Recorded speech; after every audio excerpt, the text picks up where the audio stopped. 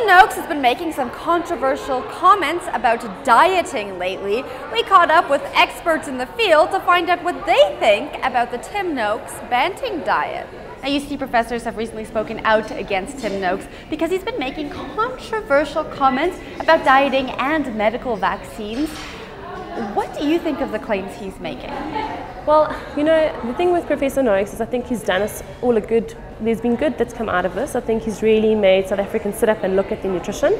What he's saying, though, I don't always agree. I think the things we all agree on is the cutting back of the sugars and the refined carbohydrates, but dietitians and academia are certainly not agreeing on the fact that carbohydrates are being removed from the diet, and also his recommendations of excessive amounts of saturated fats. We would like to see Prof. Noakes rather, publish a systematic review or meta-analysis on the research that he has got, and then we could start taking things more seriously. But I do think it's irresponsible of him to make those recommendations at a public level. Yes, I think they could be dangerous because it depends on, you have to take responsibility for the whole population that you're making this claim for. Might work for a few people, might be true for them, but we have to make recommendations that are safe for everybody. And it could mean, that people that should be vaccinating their babies are now skipping that and, without even following the diet, like he's explaining it. And especially with cholesterol, that you are putting a certain part of the population at risk, and you're not taking responsibility for that. It works for you, but it's not necessarily going to be safe for everybody. Do you think more and more people are going to start speaking, or more and more experts are going to start speaking out against these claims? Yes, I think definitely so, because we're starting to get the patients coming back with the complications that are caused by these diets as well. So, we would like Professor Noakes to publish in a peer-reviewed journal these research that he's basing his claims on. Maybe also write a meta-analysis, a systematic review and a meta-analysis in a peer-reviewed journal.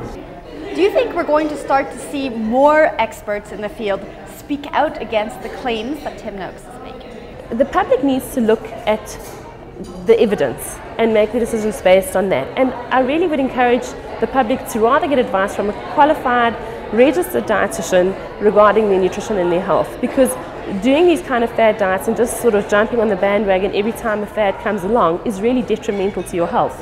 Now, Tim Noakes has said that people following the high-fat diet shouldn't pay attention to cholesterol levels. Do you think these claims are damaging? Yes, I think definitely is. If you speak to cardiologists and specialists in the field that really work with the people, you talk to dietitians in practice, you're seeing the people coming back with elevated cholesterol levels, and just saying and ignoring the rest of the research that says that that's going to lead to problems is really irresponsible, I think. Just because it works for some people does not mean that we can actually advocate it, especially to the public like in South Africa with the high cholesterolemia. Do we know the long-term effects of a high-fat, low-carb diet? No, we actually don't. My concern is with cutting out lots of the fruits and some of the carbohydrates, the good carbohydrates, the complex carbohydrates like oats and legumes from the diet. One is removing phytochemicals that also have a role to play in protecting against cardiovascular disease, but also against cancer. And unfortunately, you're going to see the effect of that much later when it's way too late to reverse it.